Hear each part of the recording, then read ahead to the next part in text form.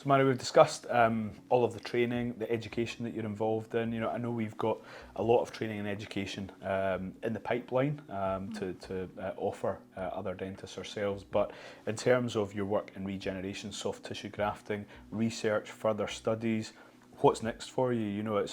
I know how ambitious you are. It's why we're delighted to have you as part of the team. But there always seems to be, in the future. The future then comes very quickly, and you've done all these things.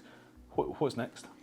So I think just continuing to develop in that. We're always trying to achieve perfection and to improve our skill set, whatever level you get to. So I'll continue to, there's a lot of courses still I'd like to do.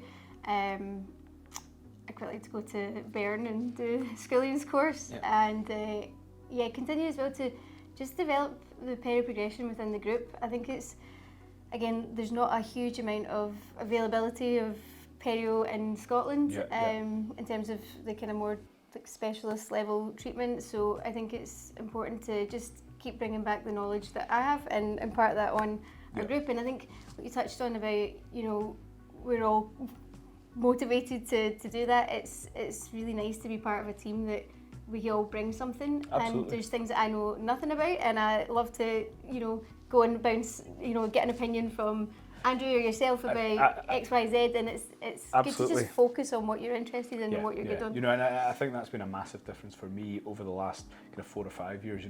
A wise man once said to me, "You can't be good at everything, so don't try to be good at everything." But what you can be good at, and I hope what I'm good at is surrounding myself with people who are great at what they do. So it's gone full circle from my point of view, where it, in the past you would tackle things, you would tackle something else, but now it is, within our extended team, I would say, and we've had the conversation before, Mairi, what do I do with that? When do you want that? What should I do beforehand? So it's allowing us all, like you say, to really, advance our skill set by honing that skill set in specific areas and not trying to master everything. So I think that's been fantastic as well. And it's great that we're constantly adding to that in the group. I think you're right. It's like we're like a multidisciplinary team. And because we see each other all so much, and we can chat about cases and manage cases together, and that's part of like perio, when you do surgical crown lengthening as well. It's nice to work alongside restorative cases and see the end result, and you've played a part in that, and but absolutely. you don't need to do it. I think it reflects on us as a team, but personally, there's nothing more satisfying, when there have been 4 or 5 inputs from really experienced clinicians.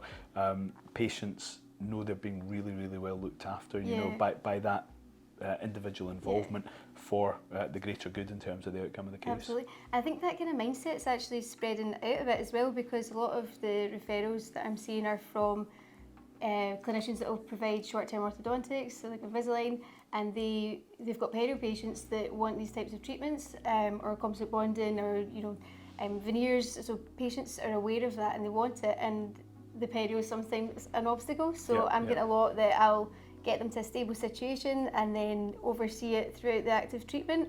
And it's just a kind of different change in how we manage patients and to achieve their goals. And I think patients are really educated and clear about what they want, and it's nice to be able to help facilitate that.